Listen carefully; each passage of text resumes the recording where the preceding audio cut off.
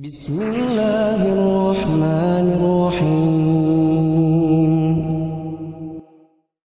Bismillahirrahmanirrahim. Assalamualaikum warahmatullahi wabarakatuh.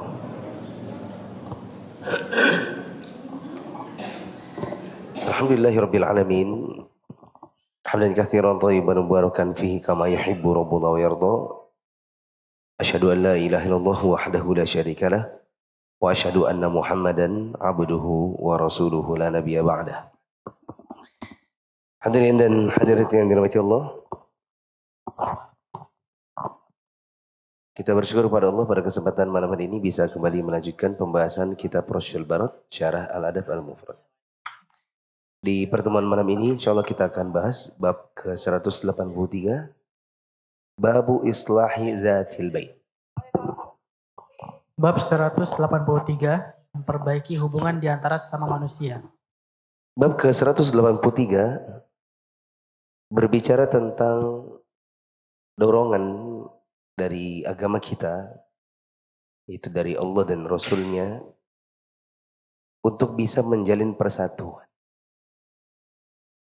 Salah satu caranya adalah dengan berusaha untuk mengislahkan apabila ada orang yang berseteru di antara kita.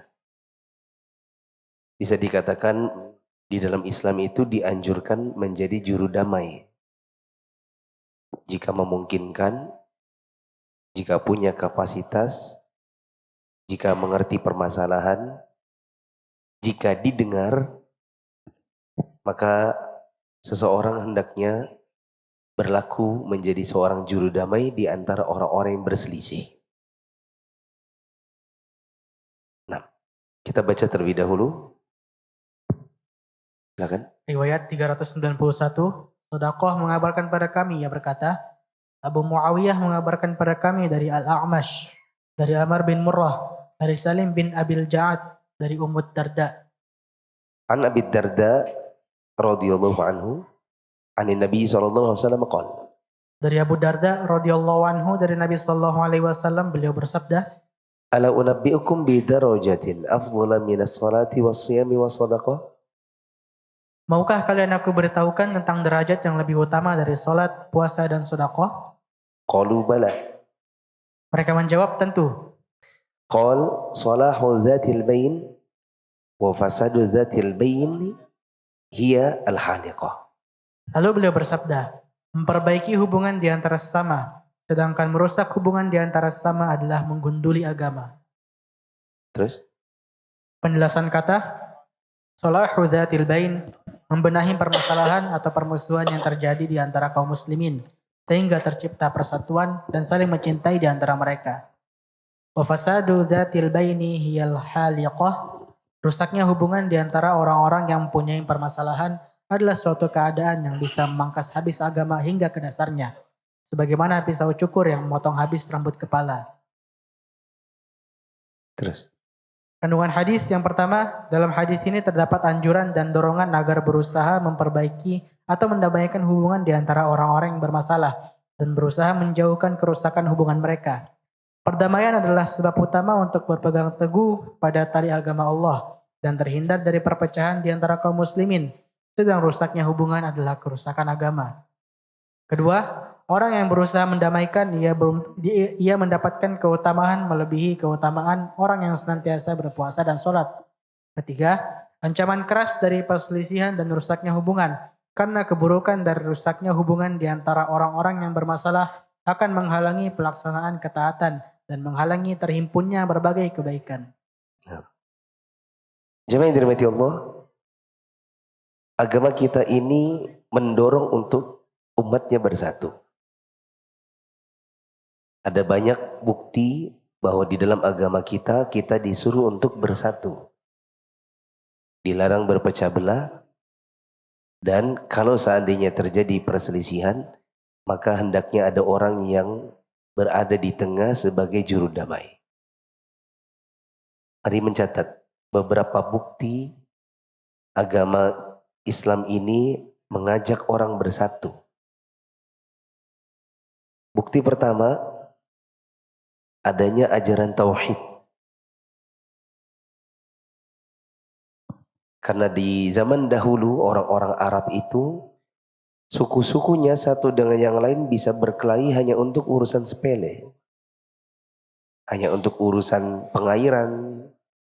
Orang bisa berkelahi hanya untuk urusan unta dan kuda.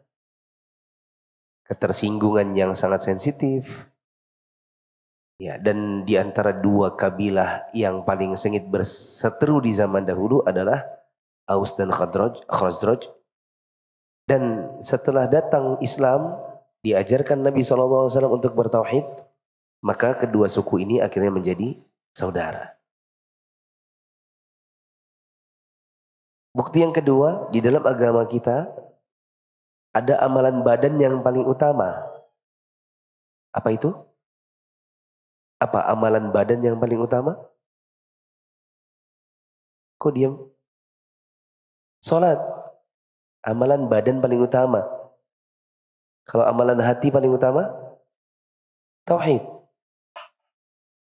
Amalan badan paling utama adalah salat. Dan salat ini dikali lipat bagi orang yang mengerjakannya dalam kondisi berjamaah. Kata Nabi SAW, salatul jama'ati afdhal min salatil fadhi bi 27 darajah. Salat yang dikerjakan secara berjamaah, maksudnya di sini laki-laki, salat mereka lebih utama daripada mengerjakannya secara sendirian 27 kali lipat. Ini menunjukkan bahwa berjamaah dalam mengerjakan salat lebih disukai. Lebih disukai berjamaah berarti Allah dan Rasulnya menyenangi yang namanya persatuan. Karena kalau di dalam masjid orangnya ramai tapi sholatnya sendiri, itu namanya tidak bersatu. 3. Di dalam Islam ada ajaran shaf rapat. Pundak ketemu pundak. Kaki ketemu kaki. Lebih disenangi yang demikian. Karena kalau shafnya rapat, kaki ketemu kaki, pundak ketemu pundak. Kalau bersebelahan orang yang tadinya kelahi, mau ndak mau nempel. Ya, mau ndak mau nempel, mau ndak mau harus, ini sebagai perwujudan kalian tuh mau ndak mau harus bersaudara gitu. Dan kalau seandainya ada orang misalnya, ayo shaf bersamaan, terus dia pindah. Nah di sini menunjukkan bahwa ada orang yang mau menghindari syariat penyatuan. Yang salah di sini bukan Islamnya, siapa? Orangnya. Ketiga, keempat, maaf. Puasa dan selesai dari puasa diajak untuk bersama-sama. Ramadan dimulai dan diakhiri dengan standar waktu yang sama. Maka di dalam Islam itu disenangi bersatu karena puasa Ramadan saja disuruh puasanya bareng-bareng. Mulainya kayak apa, berakhirnya kayak apa. Kelima, ada sholat yang dikerjakan secara ramai-ramai di lapangan terbuka. Karena kalau di dalam masjid berjamaah, tapi kan jumlahnya terbatas kalau dalam masjid. Kecuali Masjidil Haram, nanti Masjid Nabawi. Atau Masjidil Aqsa. Tapi kalau di masjid-masjid kita, maka lebih disukai semuanya keluar dari masjid supaya jamaah kaum muslimin lebih banyak lagi. Sholat apa? Misalnya sholat Id. Saking inginnya disatukan. Keenam, bukti yang lain. Di dalam agama kita ada banyak adab-adab yang sifatnya penyatuan. Misalnya adab kepada tetangga. Dilarang begini, dilarang begitu, disuruh begini, disuruh begitu dengan tetangga. Supaya rukun, dan rukun itu melazimkan persatuan.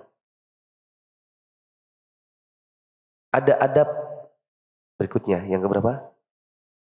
Ada syariat maaf memaafkan. Itu menunjukkan bahwa di dalam agama kita ini disukai persatuan.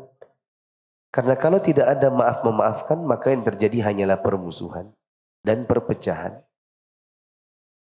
Kedelapan, di dalam agama kita dilarang hal-hal yang sifatnya memecah belah. Seperti adu domba. Ya, bahkan diancam neraka bagi tukang adu domba. Kenapa? Karena tukang adu domba itu memecah belah persatuan. Orang yang tadinya berteman jadi bermusuhan. Di dalam agama kita dilarang menghina. Ya, menghina fisik, menghina status ekonomi. Di dalam agama kita dilarang berghibah, yaitu ghibah aib. Ya, kecuali 6 ghibah yang sudah dibahas bahwa itu boleh. Di dalam agama kita dilarang memfitnah. Dilarang boikot lebih dari 3 hari. Nggak boleh sama teman, sama istri, sama suami nggak teguran lebih dari 3 hari. Kalau sudah 3 hari, harus teguran. Nggak boleh ndak, kalau nggak ya dosa. Tidak boleh bisik-bisik 2 orang di antara 3. Kalau ngumpul sama teman bertiga, maka tidak boleh ada 2 orang yang bisik-bisik sementara yang ketiga tidak mendengar. Apa tujuannya? Supaya orang tidak timbul prasangka. Supaya tidak dikira, tidak dipentingkan. Nanti akan memicu perpecahan. Nanti akan memicu permusuhan. Di dalam agama kita ada larangan membeli yang sudah ditawar orang. Tidak boleh misalnya ada orang sudah deal beli motor 3 juta. Orang bilang murah ya, iya ini saya jual murah aja.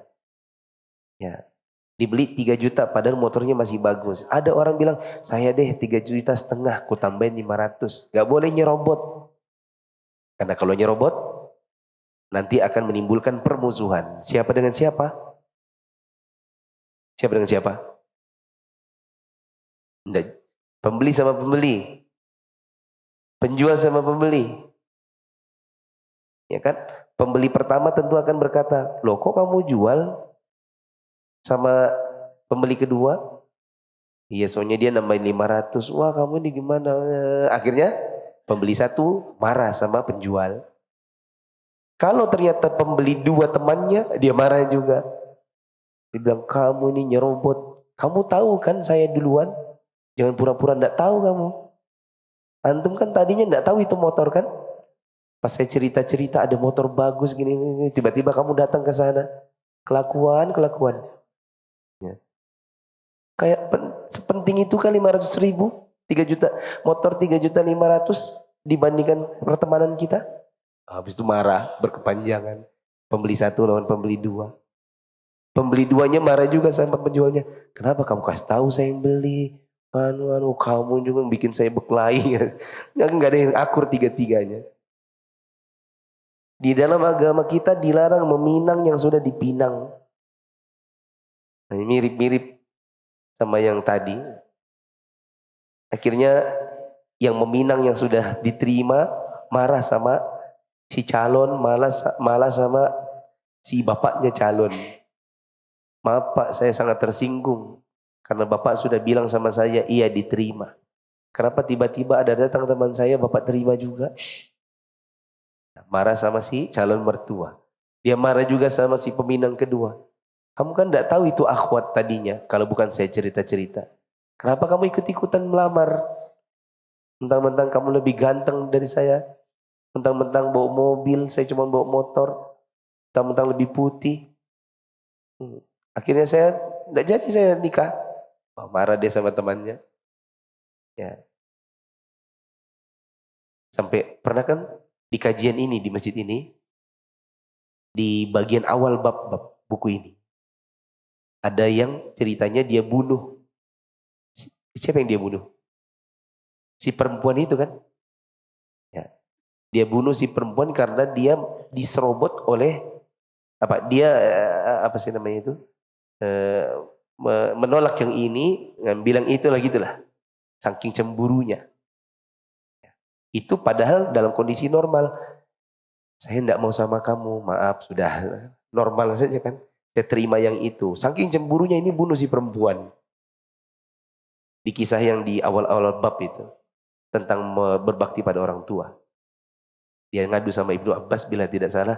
Bagaimana caranya saya bertaubat. Dulu saya pernah bunuh perempuan. Gara-gara saya ditolaknya, dia malah terima yang lain.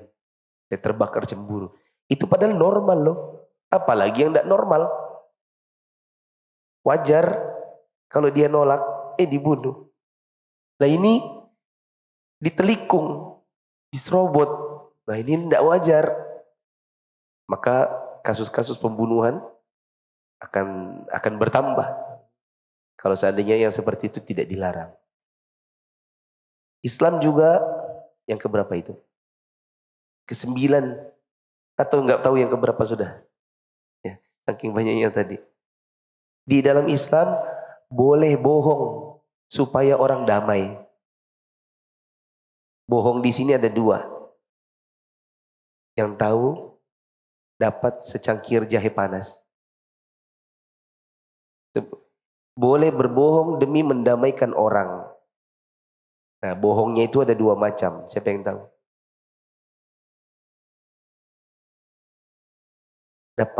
Dapat voucher baju. Siapa? Kenapa tadi saya bilang jahe panas tidak mau? Ya udah, voucher baju. Apa bohongnya ada 2 model?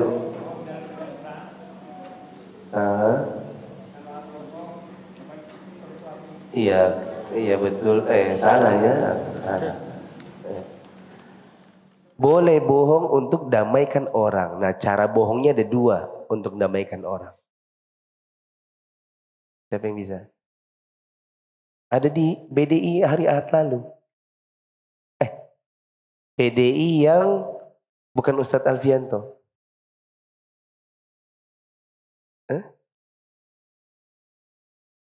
Ya kayaknya 2 pekan lalu. Cari sudah cetakannya, cari cepat. Lihat. Kamera memang kayaknya dari tadi pengen gini-gini nih, tangannya sudah sepipi ya. Kayaknya pengen begini nah. Apa? Pertama tauriah. Pertama tauriah, yang kedua? Berbohong eksplisit. Bukan itu. Satu lagi coba. Ya. Untuk mendamaikan 2 orang yang berkonflik. Ya. Satunya. Salah sudah. Dari satunya aja saya sudah salah. Berbohong untuk mendamaikan orang caranya ada 2. Yang pertama, bohong menyebutkan sesuatu yang tak ada, sama bohong tidak menyebutkan sesuatu yang ada. Contoh, yang pertama, menyebutkan yang tak ada. Misalnya dibilang, si Anu itu mau ketemu sama kamu, dia bilang sama saya katanya pengen ketemu, pengen baik-baikan gitu, pengen temanan lagi, kapan ketemu, padahal tidak ada begitu. Cara yang kedua, menafikan yang ada. Misalnya ditanya, kamu pernah dengar gak dia jelek-jelekin saya? Dah ada saya dengar, padahal banyak. Tapi dia bilang, tidak ada, saya tidak pernah dengar dia jelek-jelekin kamu. Itu supaya orang berdamai. Jadi berbohong dengan cara menafikan yang ada sama meniadakan yang ada. Data sudah keberapa?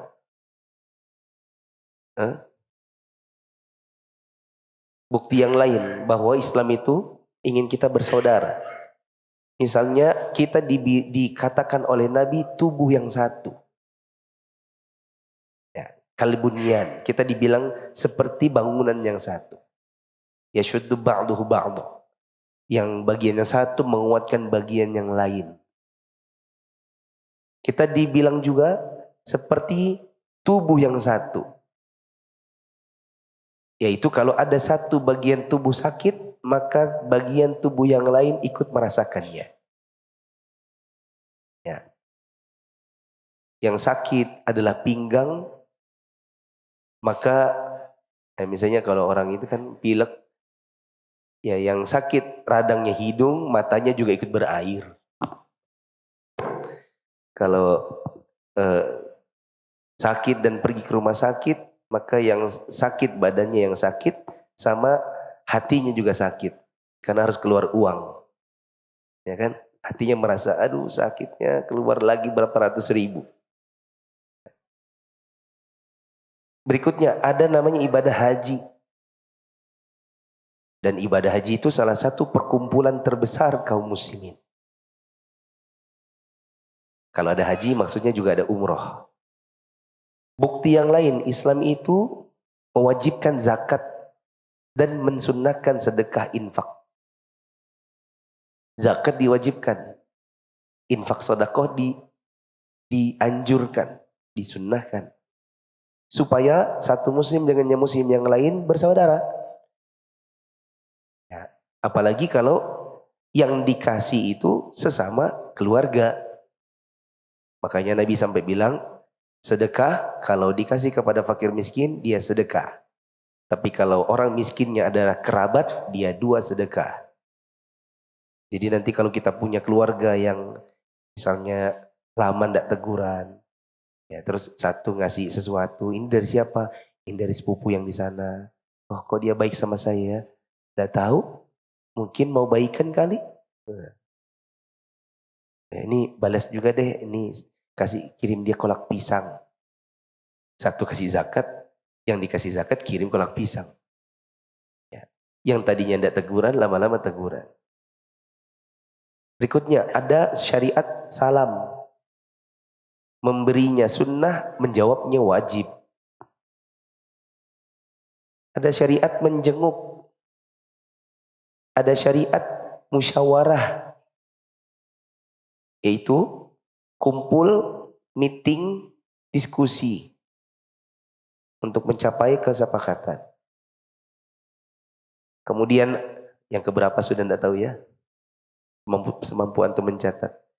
Islam juga menganjurkan persatuan dengan cara mengharamkan pembunuhan, mengharamkan perzinahan, ya, mengharamkan narkoba, miras, khamr. Karena itu semua adalah potensi mengajar orang untuk berkelahi.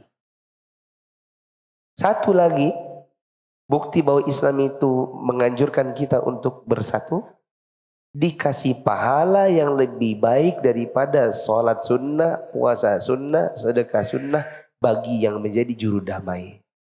Sebagaimana yang ada di dalam hadis ini. Nabi SAW mengatakan, ala unabbiukum bidarajatin afdhala minas sholati wassiyami wassadaqah. Maukah kalian kuberitahu ada satu pekerjaan yang derajatnya lebih utama daripada sholat, puasa, dan juga sedekah yang sifatnya sunnah. Maka para sahabat mengatakan, mau ya Rasulullah. Beliau mengatakan, salahu dzatil bain. Yaitu mendamaikan orang-orang yang berselisih di antara kalian. Kemudian beliau tambahkan, wa fasadu dzatil bain iyal haliqah. Dan rusaknya hubungan kekeluargaan, persaudaraan, itu termasuk penggundul. Penggundul di sini maksudnya adalah yang menggunduli agama. Sebagaimana Nabi SAW mengatakan, wa iyyakum wal bughdah fa innaha al haliqah. La aqulu lakum tahliku sya'ar ra'si walakin tahlikud din. Hati-hati kalian dari yang namanya saling membenci, saling bermusuhan. Dikarenakan saling bermusuhan itu adalah penggundul, dan saya tidak mengatakan gundulnya kepala, tetapi menggunduli agama. Karena dikatakan menggunduli agama, karena agama yang harusnya kaum muslimin bersatu, malah menjadi rusak persatuannya. Nah, jemaah yang dirahmati Allah, hadis tadi menunjukkan kepada kita sunnahnya menjadi seorang juru damai. Ini Allah sebutkan tambahan-tambahan Atau Allah sebutkan penguat-penguatnya juga di dalam beberapa ayat. Boleh antum catat. Tidak ada di situ soalnya kan. Beberapa ayat yang menganjurkan untuk menjadi juru damai. Satu, surat Al-Hujurat ayat 9. Al-Hujurat ayat 9 Allah katakan, wa in ta'ifatani minal mu'minina qatatalu fa aslihu bainahuma. Jika ada dua kelompok orang-orang mukmin berseteru, maka jadilah pengislah di antara keduanya. Ayat yang lain surat Al-Hujurat ayat 10. Allah katakan innamal mu'minuna ikhwatun fa aslihu baina akhwaykum. Sesungguhnya orang-orang mukmin itu bersaudara, maka islahkanlah di antara saudara kalian yang berselisih. Dengan kata yang lain berarti jangan jadi kompor. Kalau ada orang menjadi juru damai di antara yang berselisih dapat pahala, berarti yang menjadi kompor dan bikin orang rusak hubungan itu dapat dosa. Ya. Nabi mengatakan, la yadkhulul jannata qattad. Tidak masuk surga pengadu domba. Allah katakan di surat An-Nisa ayat 114. La khaira fi katsirin min najwahum illa man amara bi shadaqatin aw ma'rufin aw islahin bainan nas. Tidak ada kebaikan pada kebanyakan bisik-bisik mereka kecuali mereka yang memerintahkan atau mengajak untuk bersedekah, berbuat kebaikan dan mengislah atau memperbaiki hubungan di antara manusia. Allah sebutkan di An-Nisa 128, wasulhu khair. Dan sulah itu baik. Sulah itu artinya jalan damai. Misalnya ada orang berselisih dengan orang lain dan sulit untuk menentukan dengan pasti bagaimana cara mencari siapa yang benar, siapa yang salah. Ya. Saya sering kasih contoh, ada orang punya utang. Misalnya hutangnya 5 juta. Karena cicilnya lama, maka lupa sudah berapa yang tercicil. Si yang punya uang bilang kayaknya sudah 3 juta deh. Ya, masih ada 2 juta sama kamu. Si yang punya utang bilang, perasaan saya udah 8 kali loh ke rumahmu. Setiap kali datang itu saya sudah bawa 500. Nah, 500 kali 8 kan 4 juta. Masa 3 juta? Nah, masalahnya mereka berdua ini sama-sama ndak ada yang punya hitam di atas putih. Yang punya uang ndak punya catatan, yang bayar utang ndak punya catatan. Nah, semuanya pakai ingatan dan keyakinan. Ya kan? Tidak ada pencatatan, adanya cuma keyakinan dan perkiraan. Keyakinan berdasarkan perkiraan. Saya yakin kayaknya, saya yakin kayaknya, gimana itu? Kayak orang apa ya? Kayak orang bilang beli es teh panas. Ya kan? Es teh tapi panas. Gimana itu? Ada ini mas, es kopi hangat. Ya kan? Karena dua hal bertentangan berkumpul di satu kalimat. Itu kayak orang ngomong, saya yakin kayaknya itu kamu sudah 8 kali. Baik. Saya yakin kayaknya gimana? Yakin itu pakai bukti.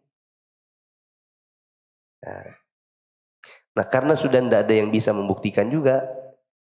Karena tidak adanya pencatatan, tidak ada saksi. Yang satu bilang 3 juta, yang satu bilang 4 juta. Nah kalau mau, wasulhu khair. Ambil jalan tengah.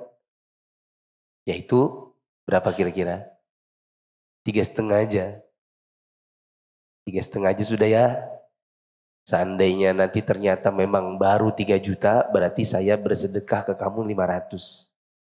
Tapi kalau ternyata di sisi Allah memang sudah 4 juta, berarti kamu bersedekah sama saya 500. Bagaimana? Oke, sepakat. Yang penting nanti lihat aja di akhirat. Lah, kok jadi ya?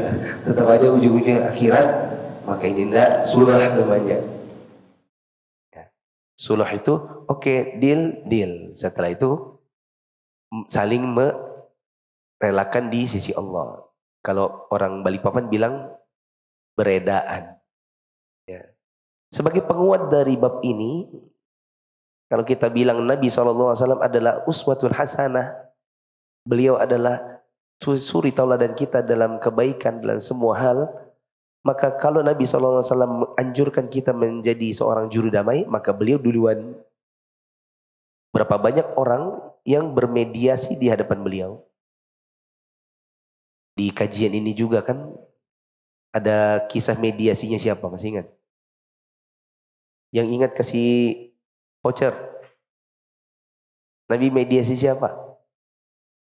Di kajian ini tapi ya. Nggak ingat ya? Sampai saking banyaknya kajian ini ya. Sudah 100 berapa ini? 114 seri sudah. Nabi pernah islahkan atau Nabi mediasi antara Urwah bin Zubair. Zubair bin Awwam. Dengan tetangganya soal pengairan. Yang tetangganya bilang, ya Rasulullah, engkau menangkan Zubair karena sepupumu kan? Masih ingat gak? Ya, akhirnya Nabi marah. Nabi bilang, wahai Zubair, alirkan airnya ke sawahmu. Habis itu balikin aja ke tempatmu. Maksudnya tabrakan ke tembok lah biar nggak lari ke dia. Karena dia sudah dikasih jalan yang bagus. Zubair kasih gini terus ngalir ke tempat tetangganya. Jadi dapat dua-duanya. Ya, akhirnya si tetangganya malah nuduh Nabi KKN. Dia bilang, ya Rasulullah engkau putuskan gitu karena Zubair sepupumu kan. Nabi marah maka Nabi suruh lakukan keputusan yang kedua. Ini Nabi kan tadinya mediasi. Nabi SAW juga mediasi orang berselisih soal suatu hak. Maka Nabi SAW bilang, setelah mendengarkan kalian ini, maka aku putuskan yang menang adalah yang si ini. Ya. Tapi la'alla ba'dakum ayyakuna alhad bi hujjatihi min akhi. Tapi bisa jadi saya sebenarnya tertipu dengan hujjah salah satu dari kalian karena kalian pintar bersilat lidah lebih pintar daripada saudaranya. Lalu saya menangkan dia atas hak saudaranya.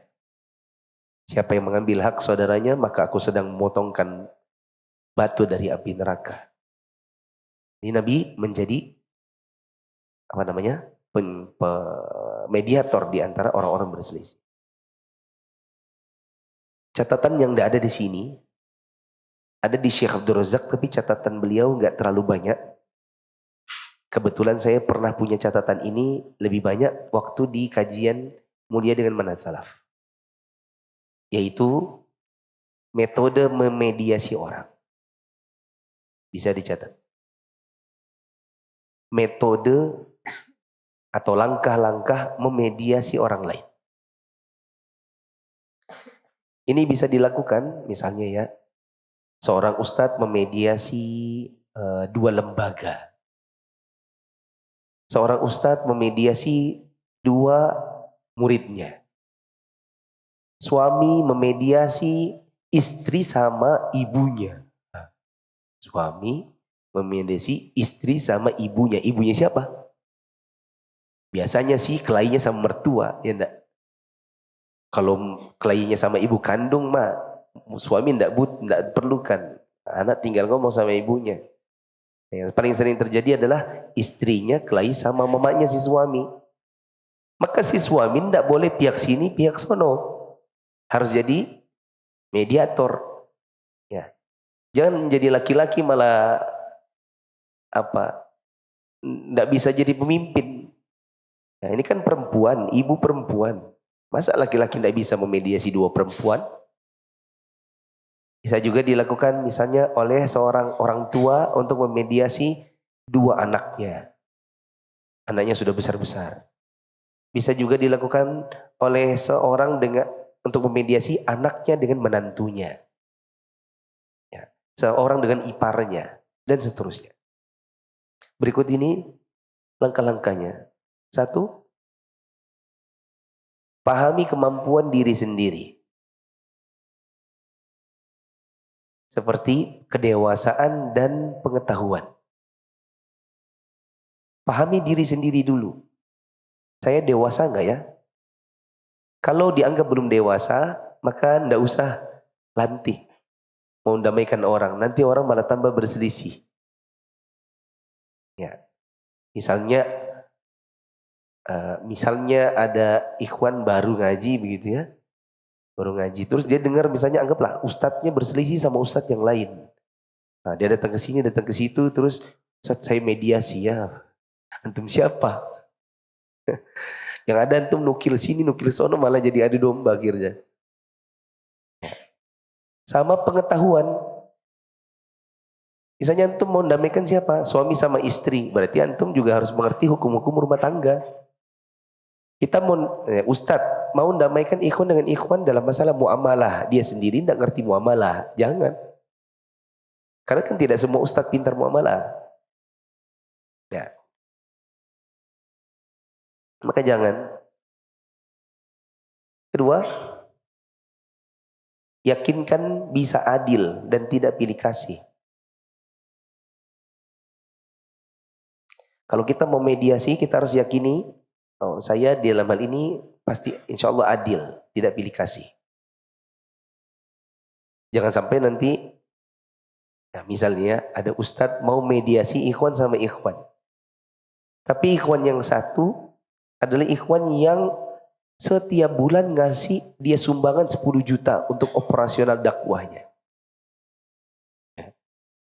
Nanti dia mikirnya gini, ini kalau nanti kok kalahkan ini yang donaturku, hilang 10 juta.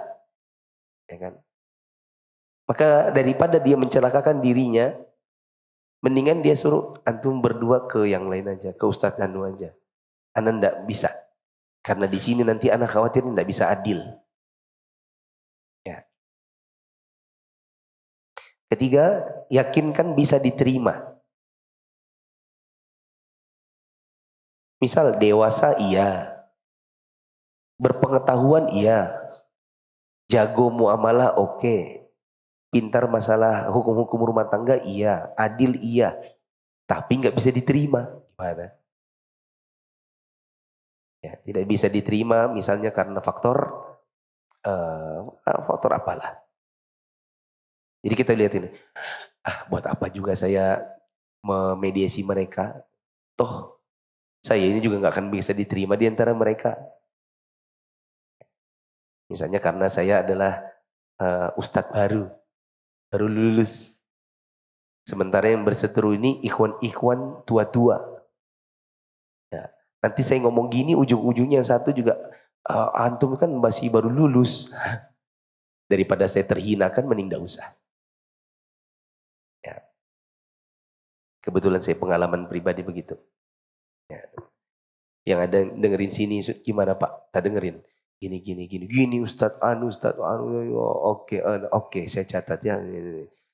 Sudah, nanti saya pelajari dulu ya, saya pindah ke sana. Gimana versi antum? Anu Ustadz gini. Sudah, diketemukan nggak mau. Ya. Habis itu saya kasih pandangan. Menurut saya gini.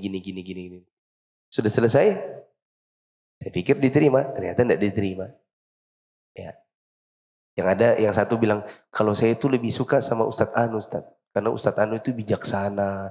Terus, ya sudah ngapain saya tanya saya kemarin. Habiskan waktu saya saja kalau gitu. Ya. Tapi saya maklum karena yang bersangkutan maunya dimenangkan.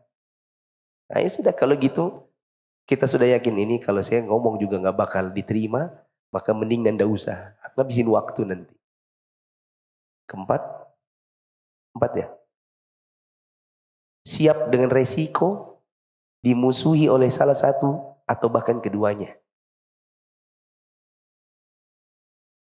Kalau kita mendamaikan orang, sangat ada besar resiko untuk kita dimusuhi. Entah salah satunya, entah dua-duanya. Misalnya dituduh berpihak, meskipun kita sudah tahu, kita yakin kita adil. Kelima, harus mau korban waktu, tenaga, dan harta. Jadi mediator itu kita mau ndak mau korban waktu, korban tenaga, korban harta. Waktu minimal itu waktu mendengar. Apalagi kalau yang mau didamaikan nih ibu-ibu. Oh lama ceritanya panjang lebar. Dia tarik dulu 10 tahun yang lalu. Kan? Ceritanya perempuan itu kan panjang. Ya. Kayak itu, yang pengajian-pengajian yang menata hati dan membongkar aib rumah tangga sendiri itu. Ini kan? Di sesi tanya jawab kan isinya itu orang curhat panjang, tidak jelas. Ya. Kadang ditambah-tambah. Belum lagi suaminya tidak ada. Bodohnya ustadznya malah dijawab. Kalau dulu kita kajian Syekh Shalih bin Fauzan, saya ngaji sama Syekh Shalih bin Fauzan itu kalau pakai durasi 3 tahun. Dalam 3 tahun berulang kali ada pertanyaan di kertas tentang Syekh, suami saya begini, begini, begini. Syekh, istri saya begini, begini, begini. Syekh tidak pernah jawab. Apa yang beliau lakukan? Beliau jawabannya singkat aja. Pergi ke hakim. Dah. Karena buat apa dengerin curhatan satu orang tanpa mendengarkan pihak sebelahnya lagi. Dan ketololan ustadznya yang ada di TV itu malah dijawab. Ya.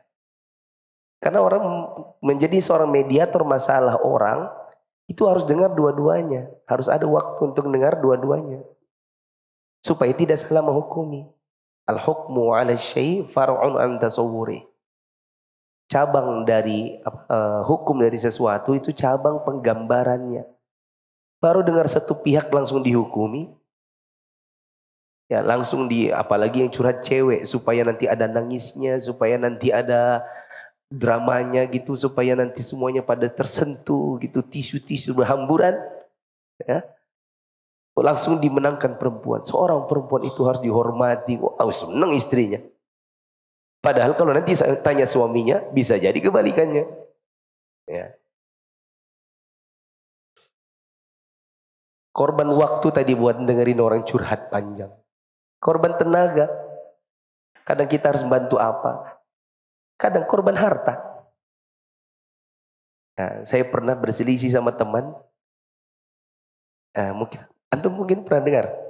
Saya ceritakan ini tahun 2014 di video pendek pertama saya dengan Ruzika TV. Saya mau pulang dari Arab Saudi. Sudah mau betul-betul khuruj nihai, final exit, nggak pulang lagi. Udah lulus. Saya mau jual perabot.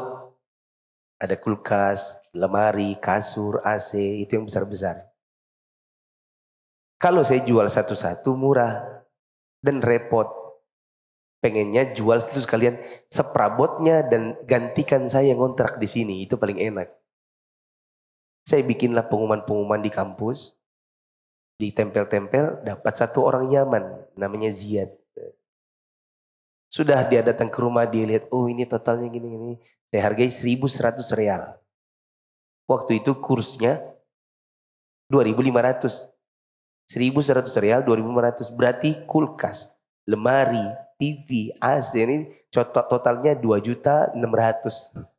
Murah enggak itu? Kalau sekarang kan 4.400, ya 4.400.000. Kulkas, TV, AC, lemari, kasur.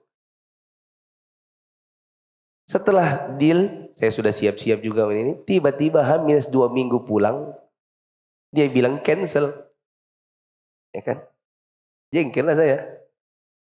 Saya ketemu dia di kampus. Kamu zolim sama saya tinggal 2 minggu, sudah pegang tiket. Kalau sekarang kamu cancel, terus pertanyaannya, siapa yang mau lanjutkan? Saya kehilangan duit pastinya. Ya 1.100 atau 1.000 lah. Kenapa sih kamu cancel? Iya kata teman saya, harusnya kamu beli aja di Haroj. Haroj itu satu kecamatan isinya barang bekas. Kalau di total-total nggak nyampe 1.000 gitu. Paling kulkas harganya 100, lemari harganya 50, paling-paling itu totalnya 600. Gitu. Itu kata temannya. Makanya saya cancel. Iya tapi kalau harusnya kamu dari sejak lama. Masa orang tinggal pulang 2 minggu baru dibilang cancel? Jadi gimana? Bayarlah. Nggak bisa. Jadi pada baku tabok di kampus kan masuk penjara dua-duanya ntar. Akhirnya saya bilang, dah Gini aja, kita ke Syekh Syastri. Syekh Syastri nanti bilang apa, udah kita ikut aja. Gimana? Ya udah deh. Setuju ya, apapun yang beliau putuskan, kita terima. Oke? Oke. Beliau bilang cancel, ya udah. Tapi kalau beliau bilang lanjut beli, kamu harus beli. Oke? Oke. Pergilah kami ke Syekh Syastri. Bagaimana kelanjutannya setelah azan? Azan dulu. Allahu Akbar, Allahu Akbar, Allahu Akbar, Allahu Akbar. Ashhadu an la ilaha illallah.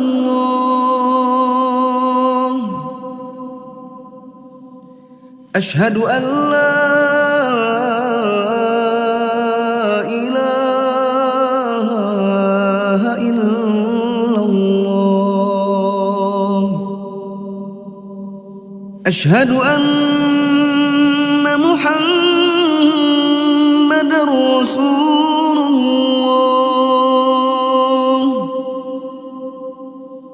Ashhadu Muhammadar Rasulullah.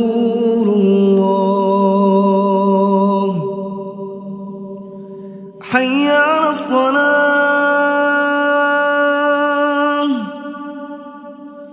hayya 'alas salah,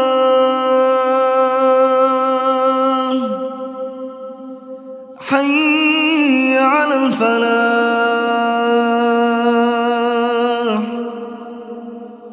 حي على الفلاح. الله أكبر، الله أكبر. لا إله إلا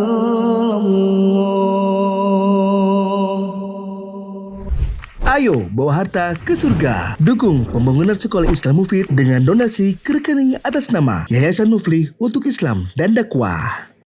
Ternyata cerita dipotong tidak enak juga ya. Apa tadi?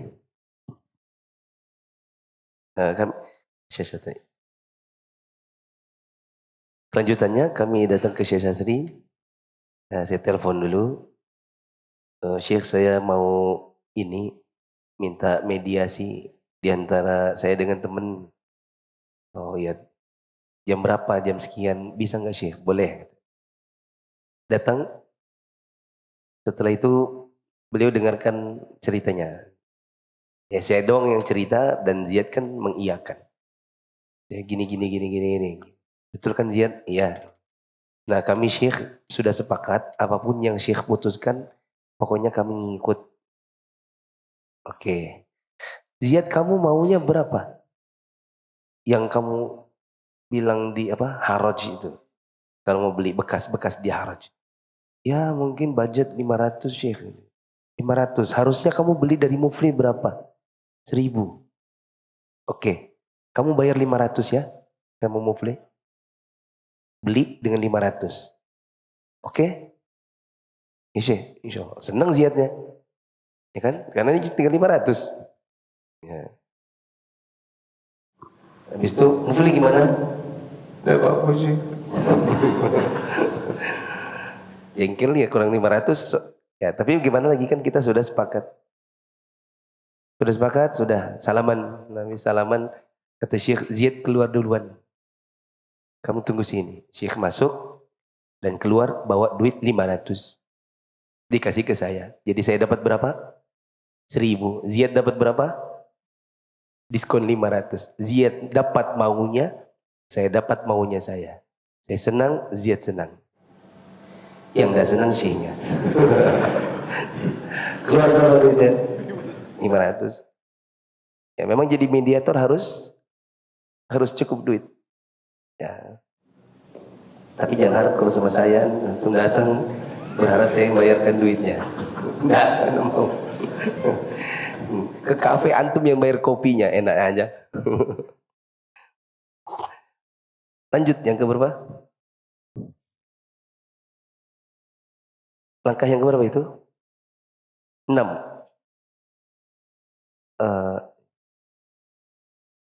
Keenam, gali masalah lebih dalam sebelum pertemuan.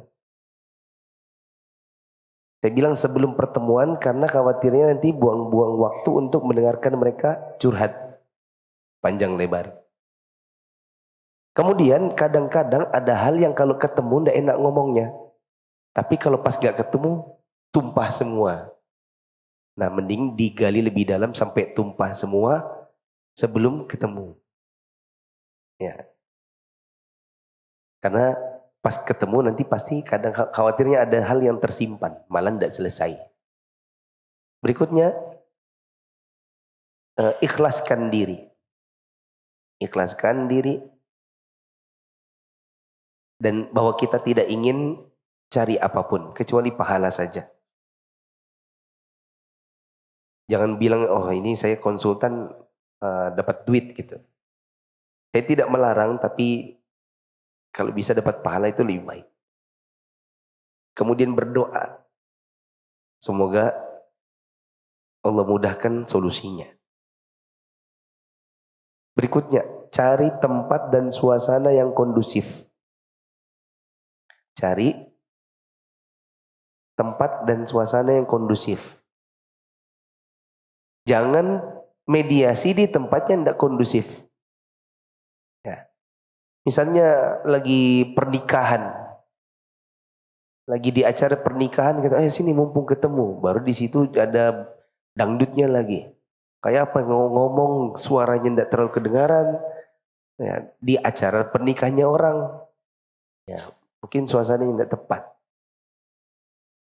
Cari tempat yang tepat, misalnya tempatnya sepi, tidak ada yang mengganggu. Ya. Berikutnya cari waktu yang tepat. Misalnya bukan di jam kerja. Berikutnya tunggu emosi reda dan hati lebih tenang.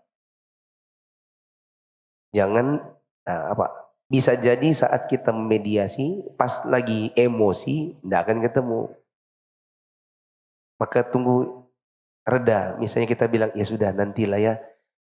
Saya lihat kan dia masih emosi banget. Nah daripada nanti kamu ketemu emosi banget yang ada baku pukul, mendingan tunggulah 2 hari lagi, baru ketemu. Ya. Berikutnya, lihat karakter kedua belah pihak.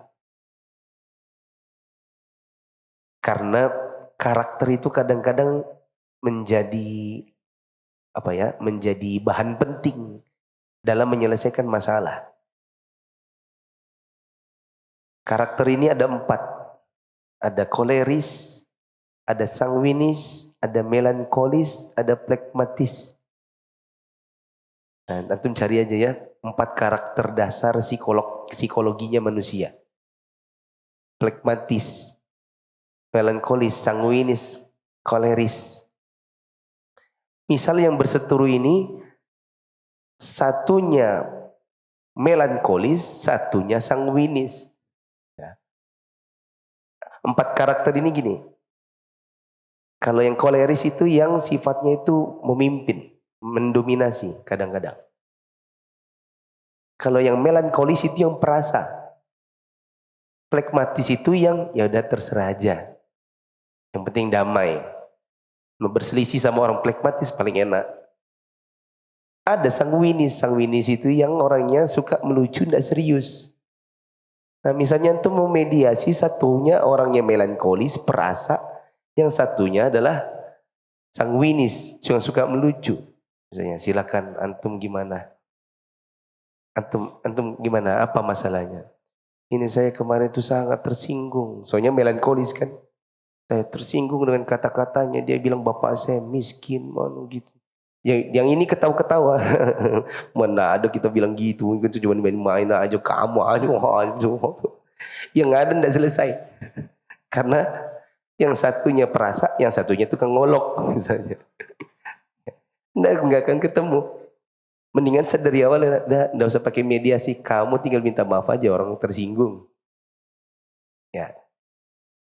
Paling enak kalau satunya itu pragmatis. Yang penting damai.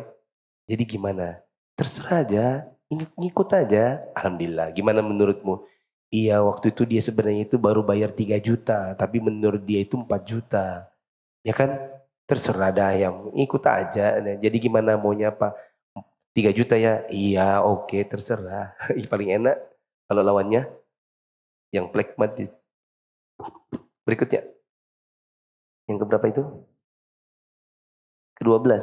Sampaikan pengantar untuk menenangkan. Sampaikan pengantar pembuka yang menenangkan. Misalnya kita bilang Assalamualaikum warahmatullahi wabarakatuh. Sekarang kita berkumpul di sini karena antum berdua saudara saya. Antum berdua adalah orang-orang yang saya cintai dan saya ingin antum berdua ya saling mencintai juga karena Allah gitu. Ada pembukaan yang menenangkan, bukan yang menambah. Ya. Kalau menambah misalnya Assalamualaikum warahmatullahi wabarakatuh. Pada hari ini kita memediasi 2 orang yang kelahi dan kelahinya terlalu panjang. Yang satu cerewet, yang satu tukang ngolok. Berikutnya, bikin aturan. Bikin aturan. Satu bicara, satu dengar. Tidak boleh dua-dua bicara. Jangan kayak politikus-politikus di TV. Satu ngomong juga. Ya, yang satu angkat suara, yang satu angkat suara. Kita bilang saya akan mediasi asalkan satu bicara, satu diam. Tidak boleh dua-duanya bicara. Nanti yang satu yang mendengar silakan mencatat dulu. Siapa tahu ada sanggahan nanti, sanggahannya nanti. Ya. Tidak tahu sudah keberapa. Sampaikan penutup yang menyadarkan. Sampaikan penutup yang menyadarkan. Misalnya seperti Nabi mengatakan, bisa jadi saya tertipu karena satu dari kalian itu lebih pandai bersilat lidah ketimbang saudaranya. Sedangkan saya ini, innama ana bashar, saya ini cuma manusia biasa. Bisa jadi saya tertipu. Dan siapapun yang mengambil hak saudaranya dan dia tahu, maka dia sedang mengambil sebongkah batu dari api neraka. Supaya yang berseteru ini sadar. Kalau dia sampai mengambil hak saudaranya, ancamannya adalah neraka. Catatan penting. Sudah tidak ada di tahap-tahap. Karena tahap terakhir kan penutup. Berikut ini catatan penting bagi saya. 1. Dai, seorang ustadz, hendaknya dia berusaha untuk tidak menjadi satu kubu dari 2 kubu.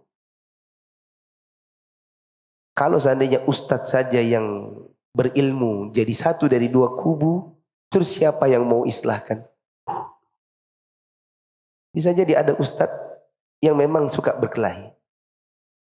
Siapapun diajaknya kelahi. Mungkin karena pengaruh orang-orang dekat, yang orang-orang dekatnya suka membisiki. Ya. Maka seorang ustadz jaga-jaga diri. Jangan mau jadi satu dari 2 kubu, apalagi di mana-mana begitu. Jadi penyakit ustadz begitu. Kalau mungkin terkubukan karena 1 perkara, 2 perkara, oke lah. Nah, misalnya dia 1 kubu dari 2 kubu berseteru karena perebutan lahan lawan orang yang dia punya sertifikat, yang sana punya segel. Ya, berseteru nih, 2 muslim, 1 pegang sertifikat, yang 1 pegang segel. Tidak tahu yang mana yang lebih kuat, berseteru dia di pengadilan. Wajar, tapi untuk urusan-urusan pindah-pindah omongan, urusan misalnya satu selisih paham sama itu, nanti urusan yayasan, urusan kajian, urusan acara, urusan semuanya dia terlibat dalam 1 dari 2 kubu. Ini ustadz bermasalah. Ya, tidak layak jadi ustadz. Yang ada nanti dia jadi tukang adu domba di kajian. Sedikit-sedikit bikin pembelaan. Dikit-dikit ngomong di kajian. Ada orang, maksudnya adalah nyindir-nyindir karena banyak musuhnya. Ya. Kedua, jangan namimah. Adu domba. Ketiga, jangan paksakan pendapat. Oh, habis sudah waktunya. Ketiga, jangan paksakan pendapat. Karena bisa jadi masalah ini hanya beda sudut pandang. Berikutnya, jangan nilai diri dengan realita, tapi kalau nilai orang pakai cita-cita. Ini kalimatnya Ustadz Farid Ghazim Anus, hafizahullah. Beliau pernah bilang dekat saya, kalimatnya gitu. Bagian orang itu kalau nilai dirinya pakai realita. Tapi kalau nilai orang pakainya cita-cita. Maksudnya gini, kalau untuk dirinya dia mintanya dimaklumi. Ya maklum kan, namanya juga saya ini kan manusia biasa. Manusia biasa itu kan bisalah kadang salah ngomong. Cuman dianya aja yang terlalu perasa. Saya ini kan juga manusia biasa. Dia menilai dirinya dengan realita. Tapi kalau orang lain dia nilai pakai cita-cita. Kalau kamu kan harusnya itu nggak boleh sembarang ngomong. Kamu itu kan harusnya dibalik. Ya. Misalnya, ya udah om, kamu salah ngomong, ya udah enggak apa-apa. Semoga besok-besok jangan salah ngomong lagi ya. Ini kita nilai orang pakai realita, dia salah ngomong. Ya. Dan kita harus nilai diri kita pakai cita-citanya orang. Oh, saya minta maaf ya karena mungkin saya salah bicara, ya mohon maaf. Begitu. Wallahu a'lam bishawab. Mungkin ini yang bisa saya sampaikan. Subhanakallahumma wa bihamdika, asyhadu an la ilaha illa anta, astaghfiruka wa atubu ilaik. Assalamualaikum warahmatullahi wabarakatuh.